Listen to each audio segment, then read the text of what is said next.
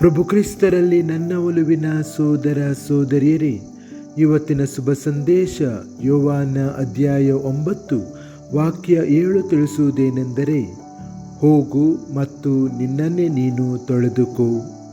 ಯೇಸು ಅವನಿಗೆ ಸಿಲೋಮ್ ಕೊಳದಲ್ಲಿ ತೊಳೆಯಲು ಹೇಳಿದನು ಮತ್ತು ಅವನು ವಿಧೇಯನಾದಾಗ ಅವನು ನೋಡಲು ಸಾಧ್ಯವಾಯಿತು. ಚಿಂತನೆ: ಈ ಸರಳ ಮಾತುಗಳು ನಂಬಿಕೆ ಮತ್ತು ವಿಧೇಯತೆಯನ್ನು ಆಹ್ವಾನಿಸುತ್ತದೆ. ಕುರುಡನು ವಾದಿಸಲಿಲ್ಲ ಅಥವಾ ಪ್ರಶ್ನಿಸಲಿಲ್ಲ.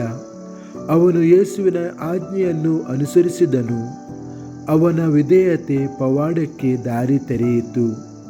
ಸಾಮಾನ್ಯವಾಗಿ ದೇವರು ನಮ್ಮನ್ನು ನಂಬಿಕೆಯ ಸಣ್ಣ ಹೆಜ್ಜೆಗಳನ್ನು ಇಡಲು ಕೇಳುತ್ತಾರೆ.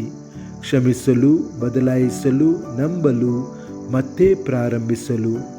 ನಾವು ನಮ್ರತೆ ಮತ್ತು ವಿಧೇಯತೆಯಿಂದ ಪ್ರತಿಕ್ರಿಯಿಸಿದಾಗ ದೇವರು ನಮ್ಮ ಕತ್ತಲೆಯನ್ನು ಬೆಳಕಾಗಿ ಪರಿವರ್ತಿಸಬಹುದು. ಪ್ರಾರ್ಥನೆ: ಕರ್ತನಾದ ಯೇಸುವೇ, ನನ್ನ ಹೃದಯ ಮತ್ತು ಜೀವನದಲ್ಲಿ ಕುರುಡುತನವನ್ನು ನೀವು ನೋಡುತ್ತೀರಿ. ನಿಮ್ಮ ಮಾತನ್ನು ನಂಬಲು ಮತ್ತು ನಿಮ್ಮ ಮಾರ್ಗದರ್ಶನವನ್ನು ಅನುಸರಿಸಲು ನನಗೆ ಅನುಗ್ರಹವನ್ನು ನೀಡಿರಿ. ನಿಮ್ಮ ಕರುಣೆಯಿಂದ ನನ್ನನ್ನು ತೊಳೆದು ನನ್ನ ಕಣ್ಣುಗಳನ್ನು ತೆರೆಯಿರಿ. ಅದರಿಂದ ನಾನು ನಿಮ್ಮ ಸತ್ಯವನ್ನು ನೋಡಿ ನಿಮ್ಮ ಬೆಳಕಿನಲ್ಲಿ ನಡೆಯಬಹುದು. ಆಮೆನ್.